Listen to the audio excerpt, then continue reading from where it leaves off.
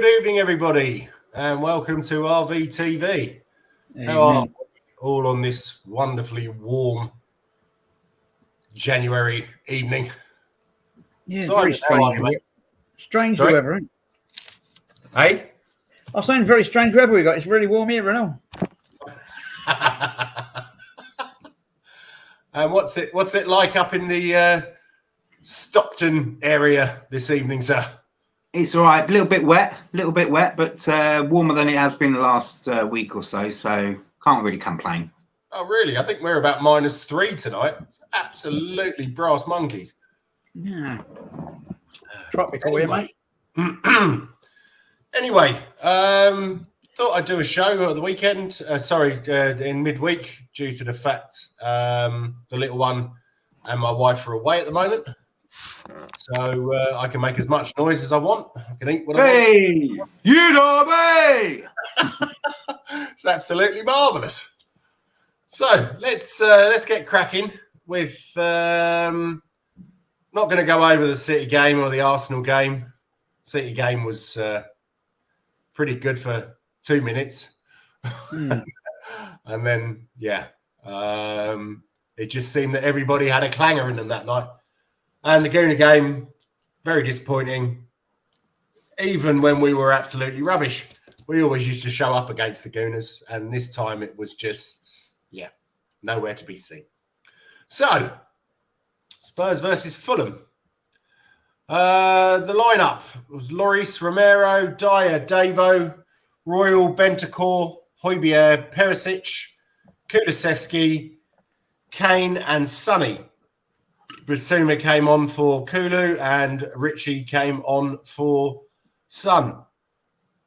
So what were your impressions of the game, Simon? Yeah, well, with that lineup, I think for the first time, I had that kind of nervousness seeing Lloris in goal that I've never had before. That nervousness, like, oh, man, is there going to be another clanger in this one? And I think when we felt that about players before, haven't we? And it's like, well, that's expected because they're crap. But Lloris is a legend, a Spurs legend, a France legend, World Cup winner, and I don't like feeling like that about him. Lineup was decent. I think Royal has found there's an area I think where Royal is good, and it's from the right back up to the halfway line.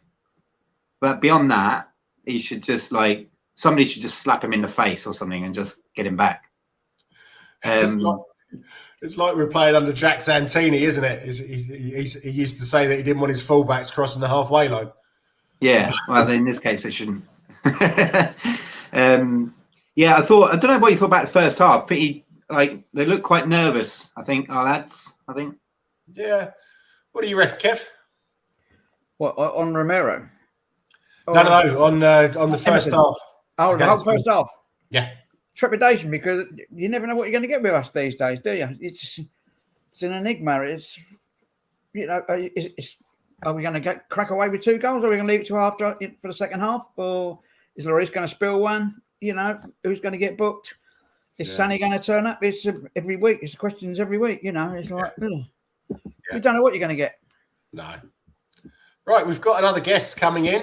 We've got enough room. The one and only Mr. Jonny Einstein. Hello. Hello, John. Right. Hi, John. All good. Good. Can you hear me okay? A public toilet or something? No, I'm in my office at work. I've just, as you know, Jens, I've just been collecting the drum kits. I've just been setting that up in the studio next door. So I thought I might as well jump on at work while I'm here. Oh, nice. Got my proper podcasting stuff here at work. So very nice. All the mod cons. So, what did you think to the first half against Fulham? First half, the intent was there, wasn't it? They were trying to be on the front foot and pressing and getting in their faces and stuff. So I was quite impressed, to be honest. Yeah, I think this is what I put up. I thought we were always in control. I don't think that Mitrovic didn't do anything. I think their two best players were their fullbacks or wingbacks, Tete and Robinson. The rest of them just didn't seem to be. I was worried about them because they've had a pretty good run recently, and they're only 3 points behind us, aren't they? One position behind us, weren't they, as well? Yeah. We didn't get out of. We don't often get out of first gear. I didn't think we looked very likely to score in the first half, and that was an absolute perler from Harry Kane. I think that's a perfect graphic you've got, and they're always in control. Apparently they had a meeting last week, didn't they, where they cracked a few heads together and said what's going on, why are we conceding so many goals. So the message and the intent and the renewed enthusiasm for what they were doing so well last year seemed to land, didn't it? And like they were defending as a team, they were always in control of the game, like you say. Yeah, they didn't ever seem in danger, did they? No. And there's that great meme as well, when your hard man meets our hard man, when Romero smashed Mitrovic, he was lying face down on the floor, and Romero's standing over him going, yeah, get up, you twat. when your hard man met our hard man. Well, I was before the match, or when I saw the lineups, I was thinking, why is he playing Lloris? And also, why is he playing Sonny? Now, Lloris completely changed my mind. He made some decent saves. But Son, yet again, I didn't see anything from him. Anonymous, wasn't he? Has he just lost confidence? Is there something? Do you reckon he's got a bird or something? And he's had his head turned by all of this K-pop crap in Korea, that he's thinking about. He's a bigger star than an actual football player, or is it also something that I heard about Heung-min dad saying, well, you're not a world-class player because you're not playing for a world-class club? Discuss. What do we think? Well, the thing is, we've talked about this before briefly, I know, but I think the answer is obvious. Let's not forget that amazing hat trick he scored in like 20 minutes. That was after being dropped, starting on the bench. And that's what he needs. He needs like a kick up the bum now and again. He needs come on, let's remember who you are. Remember all these fantastic goals you scored. Get on and do it. Or you don't play. And I think it's that fear that drives him on. He needs that adrenaline shot. It's literally like a shot in the arm, just like get out there and do something. And with, the likes of Kulusevski back and Hill back and, I'd say a half decent bench, and we can afford to drop him and then bring him on again 65, 70 minutes and watch him do his magic. It's been done before. Let's do it again. Yeah. But saying that, half decent bench, what did we have? We had Forster, Sanchez, Tanganga, Longley, Doc, Skip, Sessegnon, Bissouma and Ritchie. There's not an awful lot of attacking options on there, is there? Yeah, do you know we won this game? A few weeks ago. Yeah, it's better than a few weeks ago, yeah. Do you know why we won this game, by the way? Just an important factor. One of the main factors that we won against Fulham. Cess didn't play. I'll make you about right, yeah. Yeah. He was bloody awful against Arsenal, wasn't he? Yeah. Bloody awful. I don't know what's happened to him. It's shocking. He's winked it, hasn't he? It's a Harry Winks curse, isn't it? And then some. He's apparently been playing quite well for Fiorentina. He's just come back from a long injury. I think he was facing off against Ndombele the other day. And I think he got man of the match. So maybe he's found his niche in a slower league, Italian league. And I don't think he'll come back to Tottenham and play. Don't think Ndombele will either. So if we could offload them, that would be great. It's not going to happen this January, I wouldn't have thought. But he doesn't have a place at Tottenham anymore, as far as I'm concerned. So that horse is bolted, isn't it? What do we think on that, Kev? On which part? Well, he's on the beer. Of course. It's Wednesday. Oh, okay. If I'd have known. Every day that has a day in it, I'm on the beer. Beer day. Yeah. I thought the first half they were very aggressive and tried to frighten us out of the game. Physically, very hard tackling going in and trying to knock us out of the game. And fair play, we didn't sort of fall for it, and gave as good as we got. And of course, Romero got booked as expected. So that was a bit of a moment for me because you know what you like. He was unlucky as well, wasn't he, Kev? He didn't even touch him. Yeah, guy just dived over his foot, didn't he? And he didn't even touch him. Where was it? Was it Polino that time? Was it or not? Can't remember. I'm not sure. Because Polino was putting it about everywhere, wasn't he? He's a dirty so-and-so, isn't he? Pure. Yeah. He was kicking your Danish mate, wasn't he, Jens? Christ. Yeah, I have to say my Danish mate, I thought he was the worst player on the pitch. I don't know what's happened to him since he came back from the World Cup. I thought he was terrible. Even Davis and Dyer played better than him, which is... Royale. Have we discussed that yet? Have I missed that? He had a good game, didn't he? It is, yeah, most definitely. I can remember one phase of play. Harry Kane was back in the midfield and Royale was in the number 10 position. What's going on here? But yeah, look how that ended up. Sorry?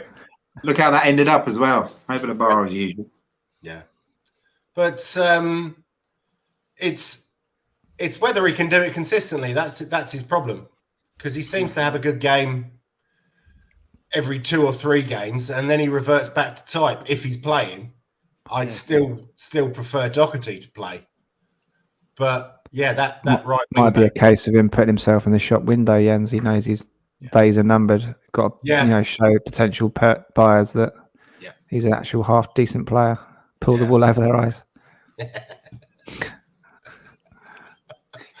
Well, again, I think he'd probably go quite well in Italy, somewhere like that. He did well in Spain, didn't he? Before he came to us, he was well thought of. So, what do you think about Sporting Lisbon? Straight swap for Porter. Yeah, that'd be a good idea, wouldn't it? I'm sure, not for us, but not for them. I'm sure they'd have something to say about that.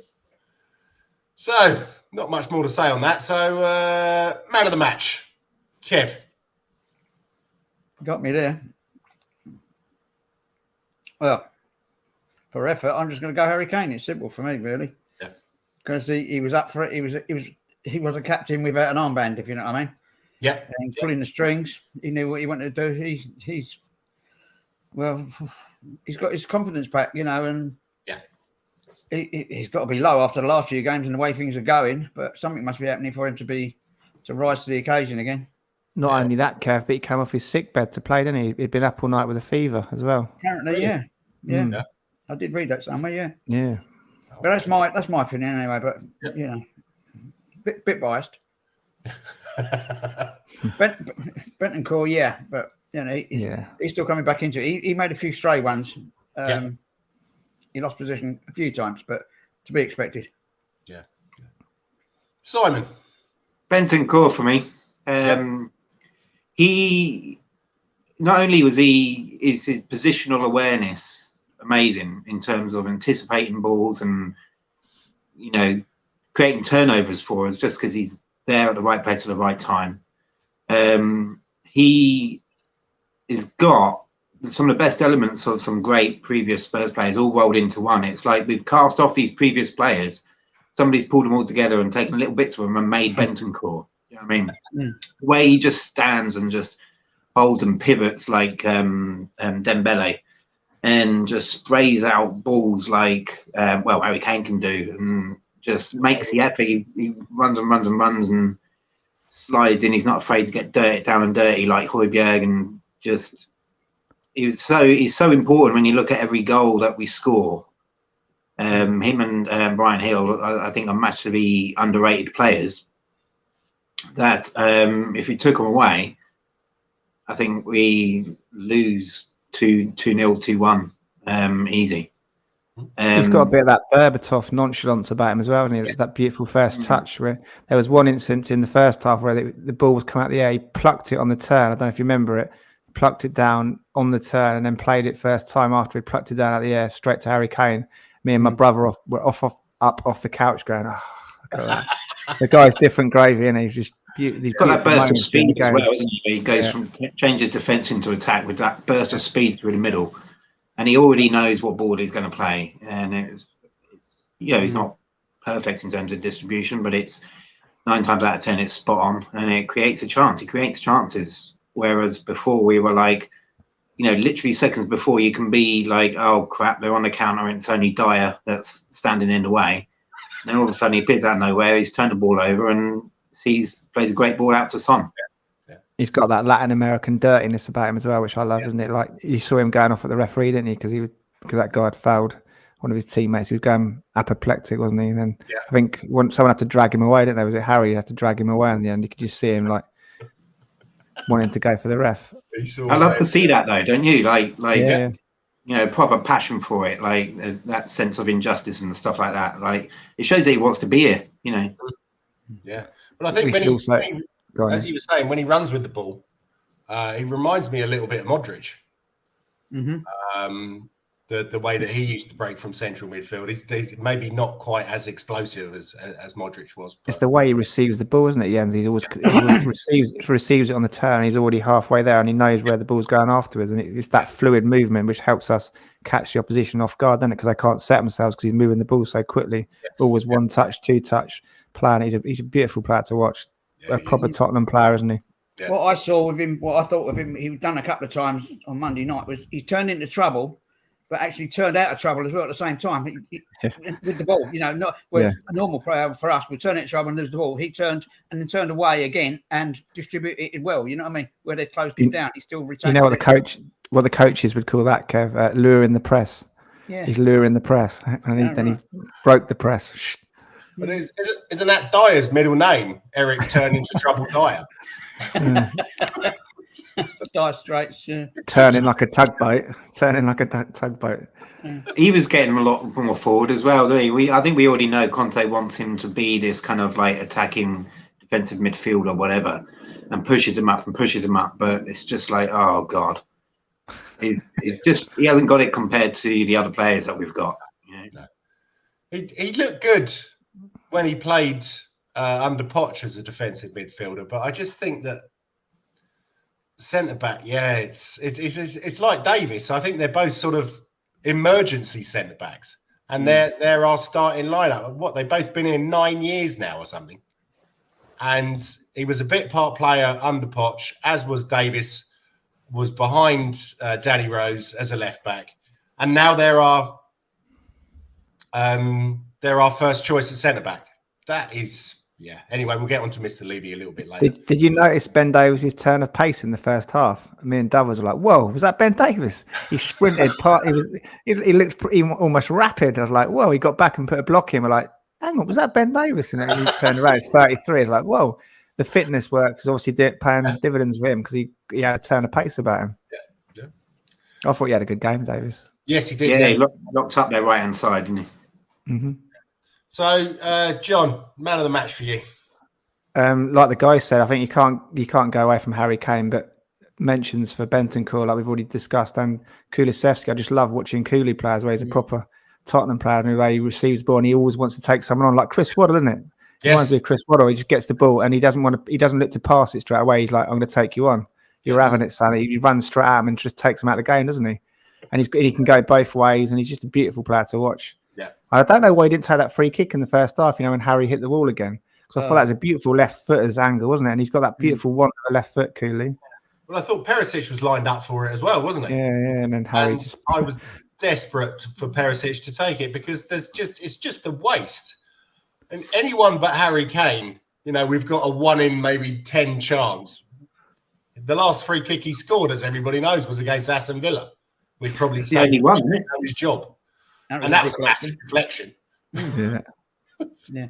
So yeah, but I reckon Harry Kane. I agree with Kev there on Harry Kane. But special props to Bentancur and Kulusevski. They just turned when they play, it just makes us adds a bit of quality to our play, doesn't it? For all the effort and the endeavour some of the other players can give, they just got that extra bit of X factor, haven't they, about them? Yeah, they're not fully fit yet either, are they? They're not. Still coming back from injury, and you're not 100%, I think. Yeah.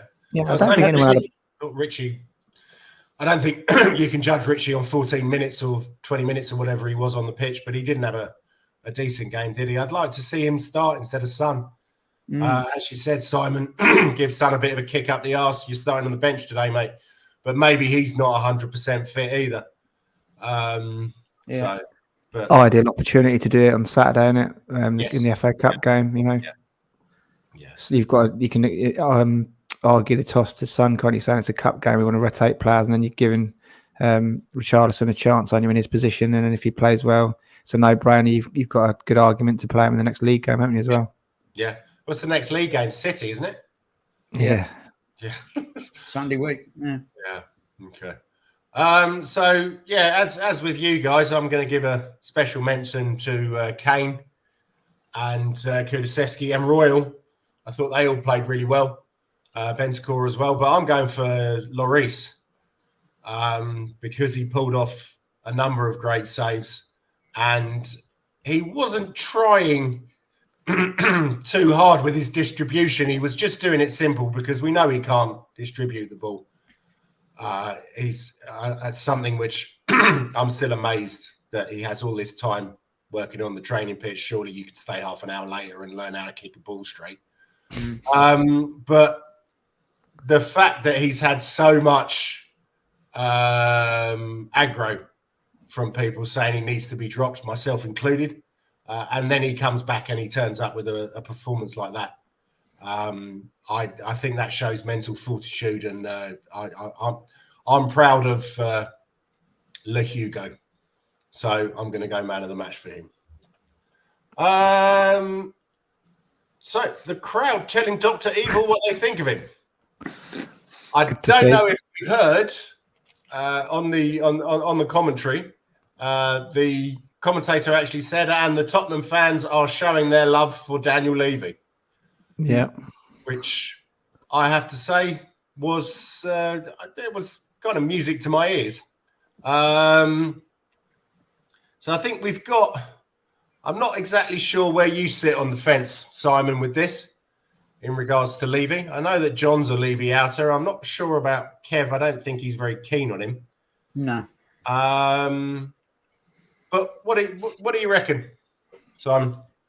I'm definitely Levy out. He's done us a disservice when you look at it overall. And then you think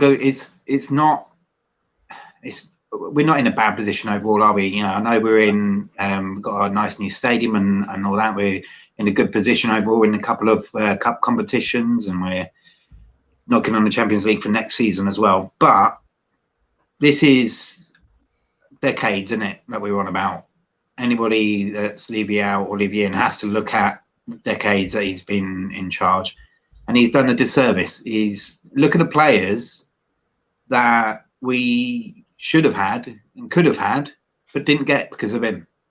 Yeah. You know, Mane, and it's a whole massive list of players that would have not only got us a more recent trophy than 2008 whatever, it would have got Harry Kane a trophy by now. You know, I mean, I know it's all what ifs and all that, but he has done more bad than good. And, you know, if that was any of us four or anybody in our job, we'd have been out by now. So leave you out, simple as that. Yeah. I thought it was telling. Me and Jens were looking at the Trossard's agents' comments, weren't we, saying that they were negotiating for Trossard, and the agent said something like, with Tottenham, it was this clause and that clause and this delay and that if he does this many. And then we spoke to Arsenal and we got the deal done in an hour, and he signed for Arsenal. So again, Levy fucking around with little stupid clauses, incentives and payment terms and stuff like that. It's like a little game to him, isn't it? He's obsessed with the brinkmanship negotiation. But other clubs, if they're serious, they want the players, go and get it done, don't they? Yeah. Yes. But I thought it was quite nice. I think it was quite nice though, Kev, that that actually reared its head this week when all the pressure's on him already. So it was like another chicken coming home to roost and pecking at his bald head, wasn't it? Yeah. Down the years, you know, it's what the trophies that could have, should have, and we could have pushed on. You know, Liverpool were way behind us, and they gone on to win the league, the Champions League, and cups and whatever. You know, we got left in the wake of it all. You know, by not spending it at a particular time. You know. I mean, how many seasons have we finished above the Gooners? And now it looks, it's not obviously not definite, but it looks like they've definitely got a chance of winning the league. Yeah. And that's the thing with them. They have the confidence running through their club, but if they have a decent team, they think, yeah, we can win it. Whereas Tottenham, there's always that, oh yeah, we're going to mess up, or yeah, we're going to do this, and oh, Levy's not going to back me in the transfer window, so you know, instead of getting Tevez and Cahill, I'm going to bring you in Louis Saha and Ryan Nelson. It's I think that definitely the movement is taking hold. I saw there was another protest at the training ground the other day with our friend Mr. Daigle. There were a lot more people than the last time, let me just say. And they're going to be doing it again, I think, at City. I'm not sure. I don't think they've decided what they're going to do. It's either going to be a walkout or a sit-in or something like that. I think the sit-in is probably a little bit more dangerous because you probably get nicked. But the walkout on, I think they said the 22nd minute, why not? As long as people don't go straight to the bar and put more money in Mr. Levy's pocket. It would be. I keep hearing this stuff about Joe Lewis's daughter that she'll take over and she'll get rid of him. But yeah, I have to say, talking about the fans, they were immense on Monday night. Yeah. They really were. Yeah. They were the 12th man, you know, as they call it. You know. Yeah, Fulham's always one of my favourite away days in London. Just completely took over the borough. All of the pubs were full of Tottenham fans. And I don't know if they still do it, but they had a neutral stand, didn't they? And that was always full of Tottenham fans as well. But that was back in the days where my loyalty points on my bronze membership were enough to get me away tickets. Now, do you remember that Michael Jackson statue we went that year, Jens? Remember Al Fayed had that Michael Jackson statue, looked nothing like Michael Jackson, did it? And it was supposed to be this big imposing statue, this little crappy thing in the corner. We're like, is that it? And it was in our bit as well, and it was in the away end bit. Like, just asking for trouble, putting a Michael Jackson statue in there. It was the one that used to be at Harrods, I think, wasn't it, or something? Oh, okay. Yeah, and then did he have a Diana one that he moved from Harrods when he sold Harrods, and he had the Michael Jackson and the Diana? Yeah. Oh, I didn't see the Diana one. I remember seeing the Michael Jackson one, but pathetic, wasn't it? But remember walking from your house through that park? There's a park, isn't there? A big park you walk through. Yeah. Yeah, that's always that is, as I said, it's definitely my favourite away day because you know there's never going to be any aggro. But cold, isn't it? Freezing cold with that wind coming off the Thames. Oh, lovely part of the city as well.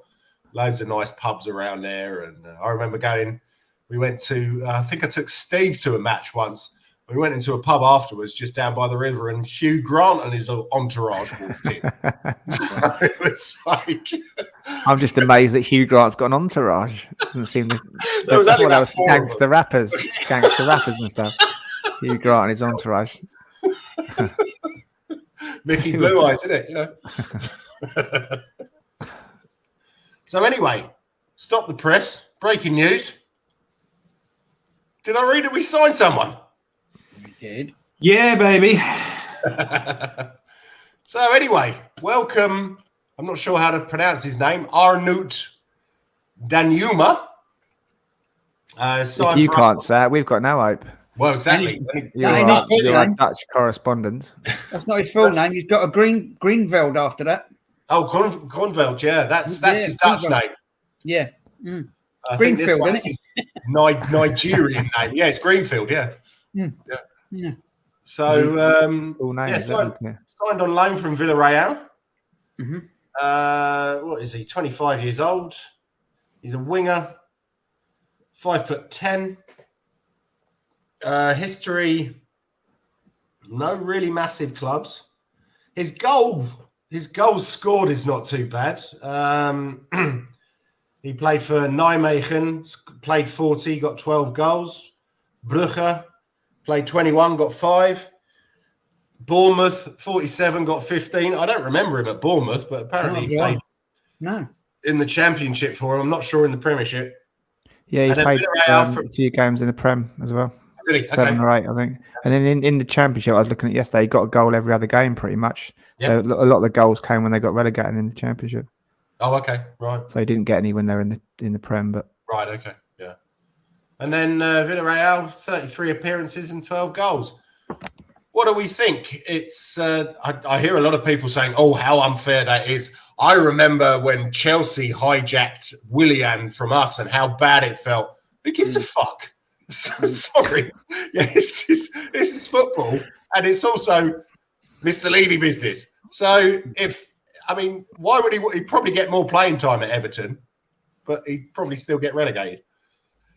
my brother said that's probably revenge for the Dele Alli turnover. They turned us over by releasing him so they didn't have to pass a fee, didn't they? So Dr. Evil's probably used it as a revenge attack on them, hasn't he, for that? Yeah, apparently I heard they're going up for sale, Everton. Yeah. I didn't realise it was as bad as that. I heard the fans have completely turned on the owner. Apparently he's been getting death threats or something. And it's just a normal day in Liverpool, really, isn't it? But I didn't realise that it got that bad. But anyway, back onto Dan Yuma. I watched the vid. Who knows? Yeah, who knows what about him? I watched the vid. Yeah, I watched the YouTube vid, the obligatory 8-minute video. He looks a good dribbler, doesn't he, Kev? That's the one thing. He's got good feet, quick feet, dribbling and running at people. Yeah, he has a habit of getting in the right place inside the box, running into the box and scoring. He's got a presence there where he doesn't rush things. He can turn and take a shot rather than try and blast, that kind of stuff. What side does he play? Predominantly left. Okay. But he plays up front as well. I meant left up front, but he can. I've seen him on the right as well in a lot of the shots. So Son or Kane position. Right. Okay. Apparently, he's a Netherlands international as well. 6 caps and 2 goals. Yeah. But yeah, saying that, he one of the goals was against Gibraltar. Yeah. So he looks strong as well. He looks strong, skillful. Okay. Yeah. Thing is, in the terms of the deal, I think we've got the buy option on there. So at the end of the loan period, we can either buy him or not. That's not a mandatory clause or anything. Yeah. It's just an option. I think he's brought in specifically for the Champions League because he's scored quite a few Champions League goals. And as you know, with Champions League games coming thick and fast, when that happens, you get injuries. One's injured, then you potentially miss 2 or 3 Champions League games. Just a simple injury. So I think he's literally been brought in for that. And then if he doesn't perform well in Champions League, we send him back. Simple as that.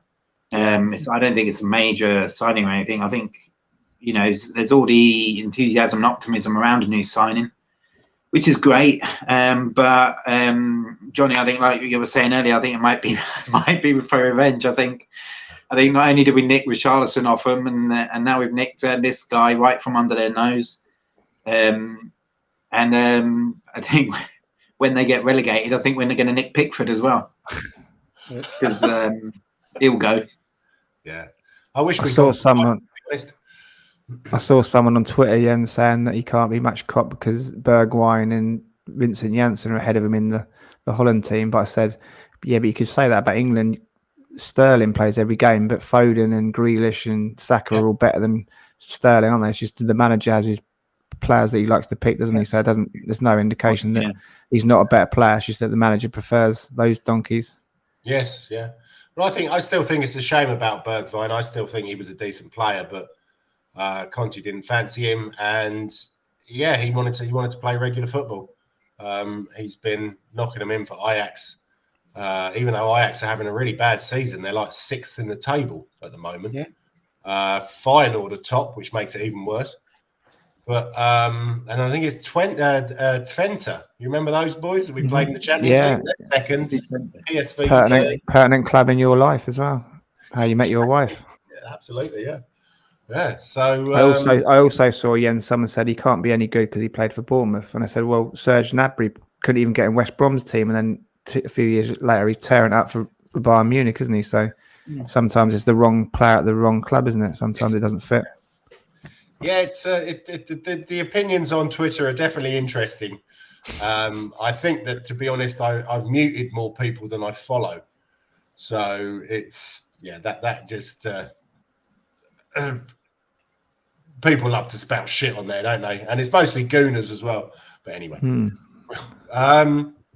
So other transfer news. I heard the other day we were looking at some French centre back at Wolfsburg, Maxence Lacroix. His name is 6'3", 22. Started out at Sochaux.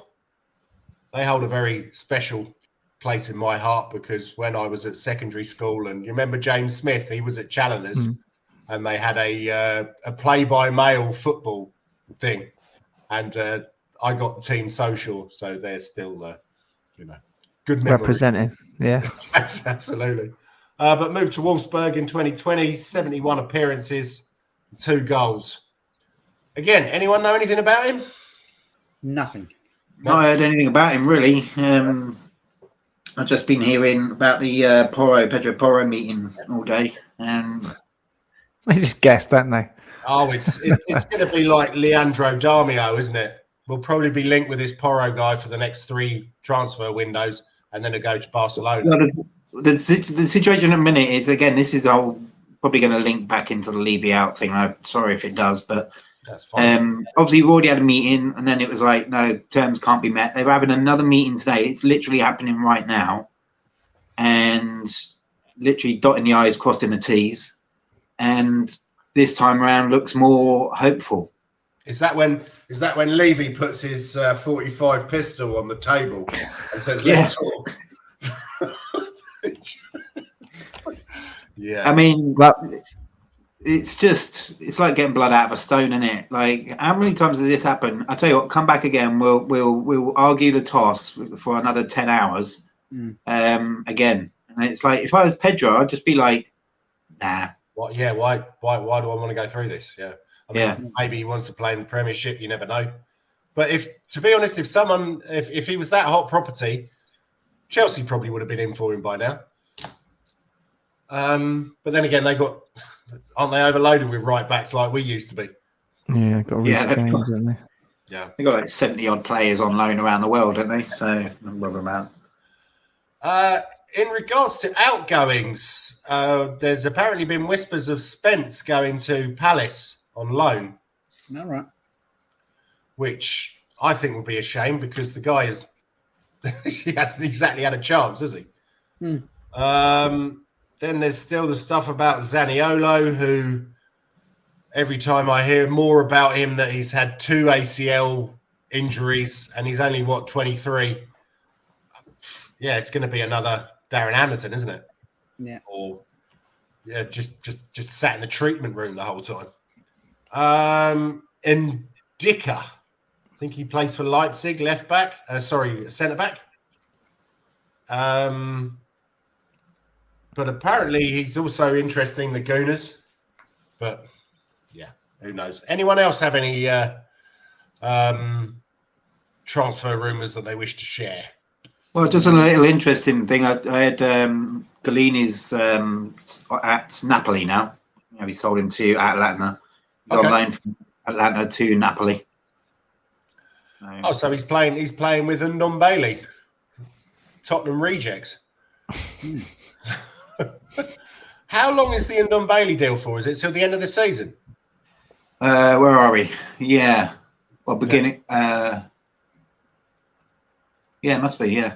There's been no talk of him coming back in the next couple of weeks, have there? I guess he'd have been back by now, wouldn't he? If January, if it loaned till January. There was talk of Winks coming back, but he like you say, he played the other day, didn't he? And got a few rave reviews, so it must be a season-long one for him as well. Yeah, good luck to him. Imagine the uproar if Ndombele comes back. Bloody hell. Yeah. How's anyone know how Reguilon's getting on? Yeah, I was just going to say the same thing, Jens. I've not heard a pipe how he's got on or what he's been up to. I think I heard the other day that he came on as a sub, so I think he's been injured as well. Do you think we can turn him into a left wing back? Well, you got this Ndoggy coming out. He's obviously the chosen one for next season, haven't you? So I think, I don't know. We get another year out of Perisic to train up Ndoggy. That's probably the best bet, isn't it? And get rid of Cess. Your mate Simon Cess. Awful, isn't he? I don't think it's. I don't think he's struggled to fit in a championship club at the minute, to be honest. He's just got nothing about him, has he? No aggression, no desire, no skill. Can't cross a ball. The only thing he's got is chicken speed. defending. The only thing he's got is speed, and that's which is utterly runs down the left there with the ball, and he, of course, can't even beat the first man, which we've seen countless times. It's just like he set the tone, didn't he, against Arsenal in the wrong way, because we had 2 breaks in the first 5 minutes when he was put in free, wasn't he? Yeah. And he just he put the brakes on rather than driving at the heart of the defence. He put the brakes on, waited for them to get everyone to catch him up, and then passed it backwards to Davies or along there. I was like, oh, for Christ's sake, man, just drive forward. And he set the tone for us being passive in the whole game with that, didn't he? Yeah. I don't understand him. He crosses it sometimes. There's no one in the box, is there? He looks up. I don't know who he sees, and he'll cross it in. Then you'll see Harry looking at him, going, "I'm on the edge here. What are you doing?" And he just whips it into nobody, doesn't he? I think there's a distinct lack of confidence, and everybody's also spoken about his mental issues. That he's seen was it a psychologist or a psychiatrist or something? I'm not sure he's ever going to get past that. No, you could see it in the Arsenal game. As I said to Gazza, I stood next to, said his head's completely gone. After about 10 minutes into the game, he got rinsed a few times. He made a few mistakes. The crowd had, and you could see his head had gone. You could see in his eyes had just gone, and he didn't want any part of the game. Yeah. And how he wasn't hauled off at half time. Maybe Conte's like trying to make him work through it, but he just completely lost his head. Mentally. He'd gone. Couldn't handle the pressure at all. How much did we pay for him? He wasn't cheap, was he? No, however much it was too much, wasn't it? Yeah, definitely. Well, I mean, him and his brother were very highly rated, weren't they? His brother's now playing for Charlton. Ryan and what's it? Stephen. Yeah. Well, they say that was another club decision because they tried getting him. He was a highly rated youngster coming up through the ranks, and Tottenham had tried getting him several times, and he'd always evaded their grasp. And so it was like a bit of a passion project. We got him in the end, kind of thing. But he didn't. A few of the coaches at Spurs said he just didn't develop like he should have done. His development didn't go the way they thought it would, and he just hit a complete wall, didn't he? And didn't progress as a player. How old is he now? 23? 22, 23? Got to be like that, isn't he? Yeah. Well, he's just mid-table level, isn't he? Mid to lower table with sort of championship, as Simon said. Yeah. Okay, then. And to finish the night off, been a lot of rumours this week. Excuse me. Conte going or staying? Apparently, at the end of the season, he has no inclination to sign, and he doesn't want to stay. Heard another rumour today that there's been a contract on the table for the last 3 or 4 weeks, and he hasn't even touched it. What do we think about that? I think he'll walk. Yeah. I think I heard mutterings about his wife and his daughter are in Italy now. Yes. I think they always were, weren't they? Yeah. And they're not coming over here, and that's it. So I think, living in a hotel. I know you can jump on a plane nowadays and you'd be over there in a couple of hours, whatever, but same. Yeah. It's not the same. No. I wouldn't want to be doing it. Surprises me that he doesn't have still have a house from his Chelsea days, because real estate in London, you're going to make a lot of money even if you're not there. You would have, yeah. So, well, who knows if he rented or was. The club would probably rent anyone for him, like fully furnished. Yeah. So. Can you imagine? Or he stays at the lodge because they've got all the facilities there, haven't they? Yeah. Stays there in a week. Machine, coffee maker. Doris will make you a cup of tea first thing in the morning. Oh yeah. No, I think he'll go. I really do. I think he's had his little go, and he's seen how it works at Tottenham, and he thinks this ain't for me. Yeah. So maybe Pochettino is going to get the call, but I don't know. You reckon? They're going to humiliate us yet again. Whoever, the Levy and his gang will humiliate us yet again. And it'll be another year wasted, I think. Yeah. What do you think, Simon? Yeah, I think I think he'll go because it's in a way it's almost irrelevant, isn't it? Because what needs to change is the chairman, and every manager leaves Spurs because of the relationship they have with the chairman or lack of it. And it doesn't matter who we get in or who stays or who goes. It's going to be the same until Dr. Evil, has a change of heart or a change of mind or changes the way he does things. And you look at other managers that around the Premier League that have done well, that aren't massive household names, like Eddie Howe, for example. 50% of the reason Newcastle are doing so well is because of him. I get people say to me all the time, because obviously I live near Middlesbrough, they're having to go at Newcastle all the time, and they're like, oh, it's just because of the Saudi money and all that. I said, well, yeah, but it's also half the reason is they've got a great manager, and he's got a good relationship with the owners, and he's spent well, and we've got a great manager, and that other side of it is missing. And so we could get any great manager, but that side of it, where he'll go to them and say, look, this is my wish list, if you like, this is my ideal for winning as the quadruple, and Levy will just laugh at him. Yeah. When we might get what I'll take that list and we'll leak it out over 10 years. It's like, no, mate, just. Conte hasn't got the hunger anymore. I don't think he could walk away from that. He'd still be a multi-millionaire, and he could name his price to go into any club in Europe, any club that in any league in Europe that he wanted to go to. That had a vacancy. He's never going to be hard up for work. No, definitely not. Even he doesn't need to. No.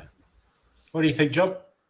I think I agree with what Kev said. On a human level, his three friends have died recently, and it's obviously making him think, I'm away from my family, I'm over in England, and I'm missing my daughter grow up, and I'm not seeing as much as my family, and life could be taken over quite quickly. So I think on a human level, you might want to go back to Italy. But the only other thing that possibly might be keeping him hungry and possibly staying is if that guitar money does come in from PSG. If they do invest and they decide to sell PSG and come at Tottenham, maybe that's the reason he might stick around, and because he knows he's going to have unlimited funds to build in his own image, then, isn't he? Rather than having to work under Levy's restrictions. So it depends what happens with the club, doesn't it? It depends where we finish this season. I think whether he'll feel guilty leaving the team if he's built them to such a level, and then people like Bentancur and Kulusevski and Doggy coming next year and people like that, he might think, I've kind of started something here, I might like to finish it. But on a human level, it's only natural, isn't it? Three of his friends have died, and it's making him reevaluate his life and living away from his family and stuff. So I wouldn't blame him on a human level if he decided to go back to Italy. No, not at all. But talking about that, it's an interesting thing. Talking about the Qatar money, I know that Kev and Simon didn't watch the World Cup due to it being in Qatar. What would be your thoughts if they invest in Tottenham? For me, same as the European Super League fiasco. I vowed back then, a while ago now, wasn't it? I vowed back then that they're never going to get any more of my money. As if they go into European Super League. Same with the Qatari money. If that comes in, you ain't getting a penny off me. But merch, tickets, anything. I won't even pay to watch you on the telly. Simple as that. It's not. I know that's not going to have any impact at all, but I've got to keep my conscience clean, even if Levy doesn't. Well, me putting finance into the club is not an option. I'm over here 7 years now, and I haven't been to White Hart Lane, the new ground. I've been since 2016, since I was at White Hart Lane. But I was at the point a few weeks ago. I could take it or leave it now. I'm so soul destroyed with the defeats and the attitudes and the humiliations that I had it before. It was in the late 80s, and I took a break for a few years. I didn't bother watching them at all. After hardly missing a game in nearly 20 years. I had a gap. I had a gap 5 years or so, I just couldn't be bothered. It was the semi-finals, and I think it started with the Coventry final in 87, and it was a bit of a downer. And then it was 88, there was a semi, 89, there was a semi, and in 90, it was semis all the way. We kept losing them on silliness, and it kind of got to me. And I thought, no, maybe I had a winning mentality, used to winning too much, which is something, you guys haven't experienced too much, because we had them glory days of the early 80s, which weren't that glorious, but it was just something to keep me going, and enjoy it. Shows what sadist me and Jens are, because the 86, 87 was kind of our first real season of following things. So that was a low point for you, and that was our hooking point, wasn't it? Oh, this is good. Yeah. And you were like, oh, this is rubbish. And you went the other way. It's interesting, isn't it? I brought my son down here when he was about 5 years old in 85, and he's 43 now, and it's the first one. And he's seen him win 1 FA Cup and 2 League Cups. He's still a mad support. He's not a season ticket with him because he does a lot of. He's a street lighting engineer, so he can't get the time off. Yeah. He's always on call out on that, But he loves the club and he's fully in with it, and he hates it when we lose and he loves it when we win, But I think I made him a Spurs supporter. What have I done? It's like, it's the cross he has to bear because of me taking him down here, It's like, oh God. I was having this conversation with a lady in our reception earlier, Kev. She said her son supports Arsenal, and there was a Chelsea fan sat in reception as well. And this woman said, I've always wondered about you Tottenham fans. There seems to be so many of you, but you never win anything, kind of thing. And I said, you know what? You lot seem to think that's some kind of a diss, but it's actually quite respectful to us because it just shows that we're not glory hunters. We don't win anything, yet we still back our team. We're always there all the time. We never lose faith in our team. We're always there, despite us not winning anything. It's kind of a compliment in a way that we haven't all drifted away and we never win anything, bollocks of that. And we stick with them through, I was going to say thick and thin, but was it thick and thick or thin and thin? Thin and thin, yeah, thin and thin. So it's a compliment in a way, isn't it? Yeah. Yeah, when we were dropped down to the second division in the mid-70s, and we'd still be there, yeah. We're still there. We still went, thick and thin, rain and shine, all them games. Well, they thought, I think it's a diss, don't they? Oh, you those, blah, blah, blah. You never win anything. You're deluded, da, da, da, da. But it's a compliment in a way, isn't it? That we never give up and we keep believing, and we haven't got anything to believe in, but through thick and thin, we support our team, and we've still got a big fan base, and no matter what, we'll be there. I think it was a year or so ago. I think Spurs have won 17 proper trophies, League Cup, FA Cup, Europeans, and at the same point about a year or two ago, City had only won 25 major trophies.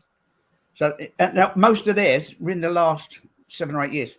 If you'd taken away them last 7 years, we had won more trophies than them. It's just theirs have all been gathered and reaped, and yet they booed their team off. They booed the team off the other day, didn't they, at half time against us because we were winning 2-0. They booed the team off. Yeah, all the money they spent and all the trophies they've won, and they booed their team off. They should try being Tottenham fans, shouldn't they? Yeah, the pressure's on because Arsenal are Arsenal are away from them, they can be beaten. It's been proven time and time again this season. They can be beaten in the cups and wherever, Did anyone watch the Gooner game against United? Were they lucky, or should they have won it? I watched it, but I gave up in the last 5 minutes, knowing there was a goal coming. And I was like, so yeah, it didn't affect me. Yeah, my next door neighbour was a United fan. He asked me to come down the pub with him, and I said, nah, I can't, because the missus had the injections on the Friday. This was Sunday afternoon. He said, coming down and watch it down the pub. I said, no, I'll watch it indoors, mate. I said, I've got a funny feeling Arsenal are going to win this bastard thing anyway. They usually win in the 89th minute, and there it was, Are there any Gooners over in Ireland? Are there many over there, or? Yeah, that was a bit of a show up. We went to a birthday party in August over here, and there's a guy who lives at the back of me, and he strolls around in his Arsenal shirt. So I was down the pub one day, and I was talking to one of my neighbours, and I said, the guy that lives next door to you, he's a Gooner. I can't be friends with him because he's a bloody Gooner. And so the geezer who lives next door to him says, well, I'm a Gooner as well. Oh, and my brother-in-law over there sitting on the other side of the pub, he's a Gooner as well. I went, all right. I said, and Ed over there, he's a Gooner. So I'm in a pub full of Gooners there in Ireland. Yeah, right. Oh, dear. You found a new pub yet, Kev? No, that one's closing down, actually. Yeah, Kev reported him to the council. Shut him down. Divorce or something. Bit naughty, and the pub had to be sold. So I think it's been turned into flats like everything else these days. You know what I mean? One of them. There was 3 pubs in the village. We're probably down to 1 soon as well. So. Oh, really? You have to mingle with the Gooners even more there, won't you? If there's only 1 pub. Yeah, I know. I'm going out this Sunday, I think. So. Is there many in Holland, Jens? Any Gooners out there or not? Are we allowed to call it Holland, or do we have to call it Netherlands? What's the official? I live in North Holland, so you can call it Holland. Oh, okay, yeah. Because it's actually a province. There's North Holland and South Holland, and then like.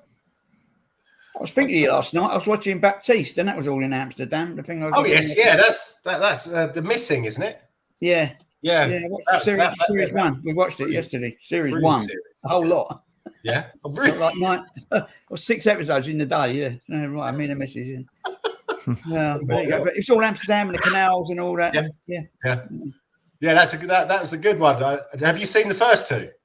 Yeah, with the kids. Yeah. That was shocking. Heavy duty. Yeah. Proper. But I don't think the only gooners that I've met have actually been people visiting from England to our office. I haven't met any Tottenham fans over here either. All of the Dutch people I've met they watch English football, but they don't really have teams. Now I was going to get in. Well, I was going to go and meet up with the Amsterdam Spurs when I first came over here, and I was asking a few questions about where do you go, and stuff like that. And one of the guys who runs it, English name, but he's lived in the Netherlands for years. He was really quite rude in his answers, so I thought, well, I can't be fucked with this, quite frankly. Yeah. Stopped following him, never went to meet up with him. I don't really, I to be honest, I don't really go out apart from going to work in the supermarket. So, Jens, what do you reckon? Conte staying or going? Going. I don't know. I think John's point was very apt in regards to the human part of it, but I also think the football part of it. He was probably promised players just like Jose was, and it hasn't come to fruition because Dr. Evil has been lying and just talking out of his ass as usual, knowing that he's not going to give him what he's promised him. And I'll see him going, but that is. Do you guys still have a little bit longer to have chat, or do you need to go? Yeah. I'm fine. That leads me on to who do you think will replace him? Ryan Mason.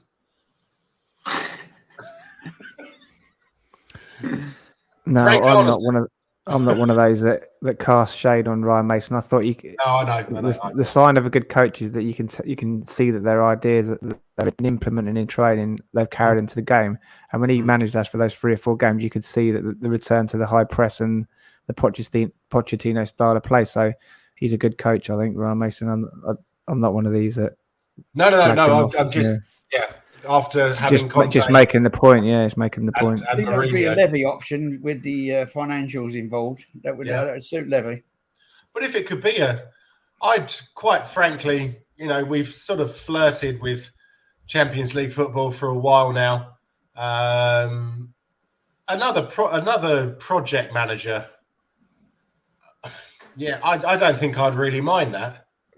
I have to say I didn't want Mourinho. I didn't really want Conte. But that's mainly due to the Chelsea element of it. Always, and also I don't particularly like their personalities either. Although Conte has grown on me, but I always thought that Jose was an arrogant prick. No, we should do. You know what we should do? We should get someone like Simeone in, who's scared the crap out of Dr. Evil. But then that's going to be an awful lot more defensive football, even than Jose. Yeah, but can you imagine like Simeone walking in wanting money for players? Be like, okay, yep. Gattuso. I think Levy had to get one of them ties you can pull off, like one of them ones with clips on, like because he's going to have him by the throat. And a cattle prod. Yeah. But does anyone have any preference? I think, I was just thinking about that. I think there's been a malaise and a hangover over the whole club, which is why the Jose didn't work and why Conte is not working and the crowd aren't pulling together. I think there's been this malaise and hangover of the whole club since Pochettino left, and everyone felt slightly uneasy about how it was all handled because after everything he gave us and he wasn't backed. He went on his rebuild, and it was obvious that Levy had this boner in his trousers for Mourinho for years, and he sees the opportunity to kind of stab Poch in the back to get rid of him and get Mourinho in, don't know? And there's been this kind of, for me, a malaise over the whole club, and the resentment, a little bit of resentment for me, well, a lot of resentment for him not ever giving Pochettino what he probably deserved, the chance to rebuild his team and to have another go at, you know, refreshing that squad and stuff, because it was felt uneasy with me that Poch was not backed by a lot of the fans, not ourselves. I don't think you ever went against him, did you, Jens, towards the end? Towards the end, I have to say, I don't think he was. Well, he didn't have the tools, did he? And no, he'd lost interest, but he lost interest. But also the whole thing about, what did he say before the Champions League final? If we lose, if we win, or something like that. If we win, I'm going to leave because I can't do any more. You know, but I don't know if that was. You know, his English wasn't brilliant, was it? Could have been lost in sort of, not in translation, but interpretation. Yeah. Anyway, the point being, I think there's a scratch that we still need to itch, or an itch that we still need to scratch more pertinently with Pochettino, I think. Yeah. And it's kind of this elephant in the room, isn't it? Until he gets another chance at it, I think it's always going to sit there in the background. And there's going to be certain elements of the fan base that want him to come back and finish what he started, kind of thing. And Pochettino himself has always said that he wants to come back and finish what he started. But do you think that he'd want to come back under Levy?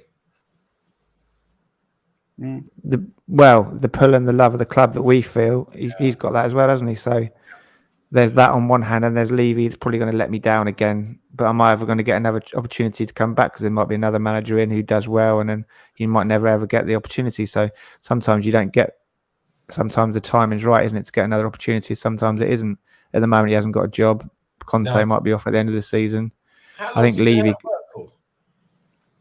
When did he get fired? Or when? Beginning of the season, wasn't it, with PSG? Okay. He left at the end of last season with PSG. So do you think that he's actually waiting for the Tottenham job, or do you just think he hasn't been offered anything?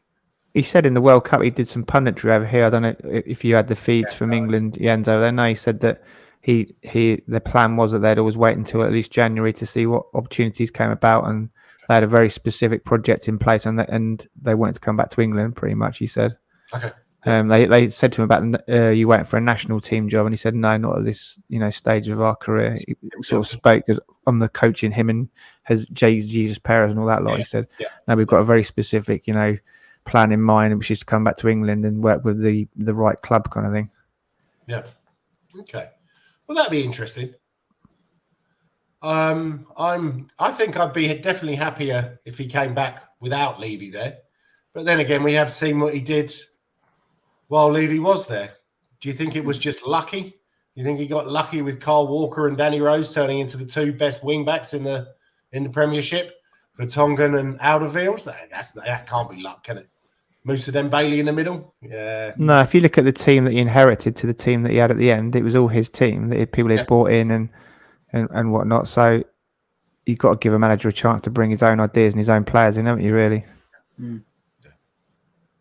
But I think also Levy feels a certain bit of guilt about taking it, because it must have been a difficult decision for him to pull the trigger on Poch because he wanted to get Jose in, and Jose was available at the time.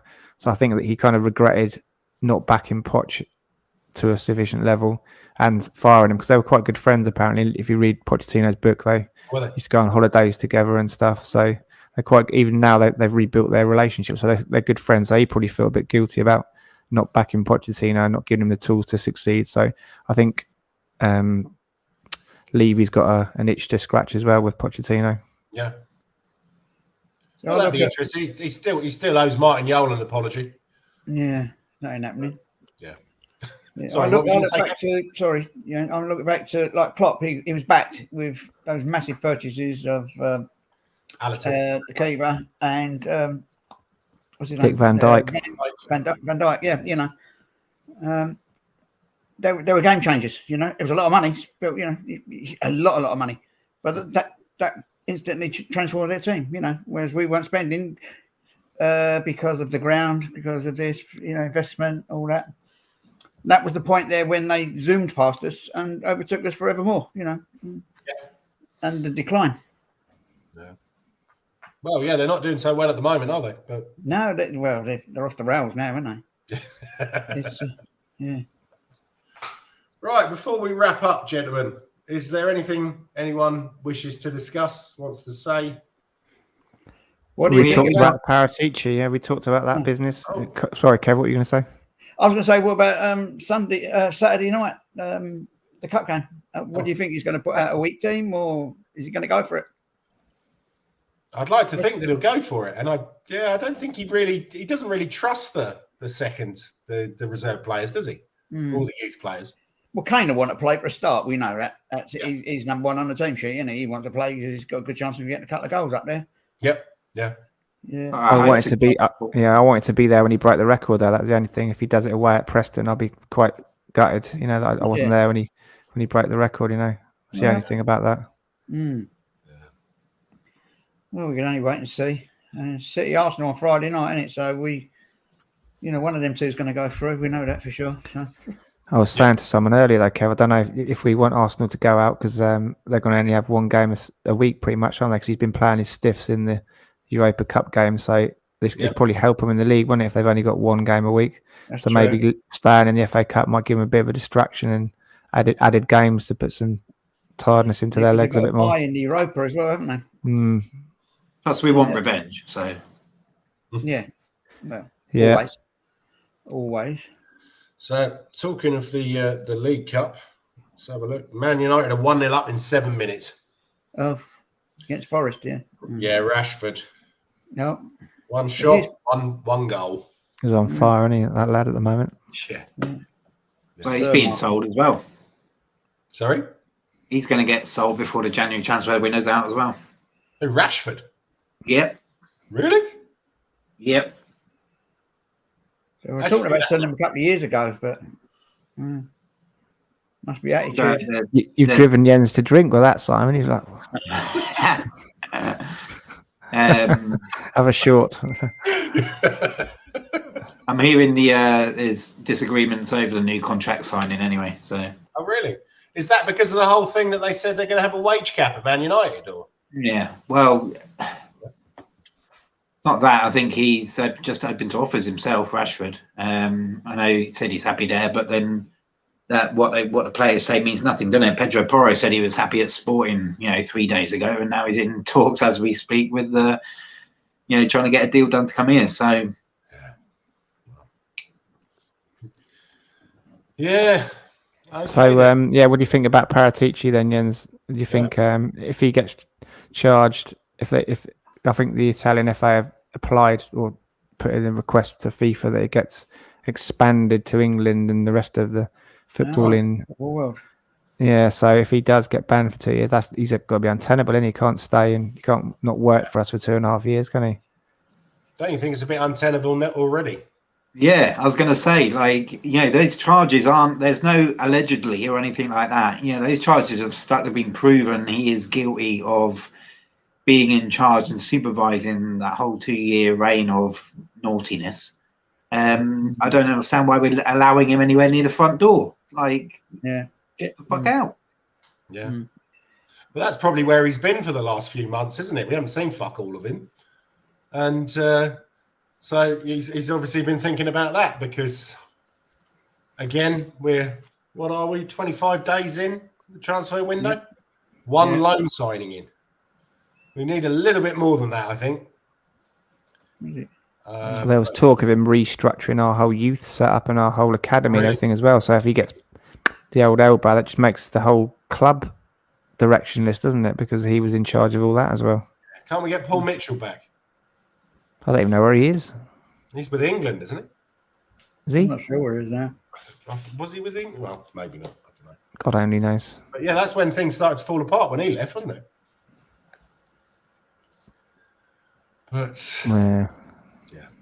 that will be interesting to see what actually happens if he does get banned for the rest of the world, as you say. Well, how do we do business with Italy now? If he'd lined up a couple of signings at the end of the window with Italy, he's not allowed to have his fingerprints or anything all over him at all, is he? So are they going to be looking into his transfers with us as well, or do you think they already have? Maybe that's the ideal scenario, right?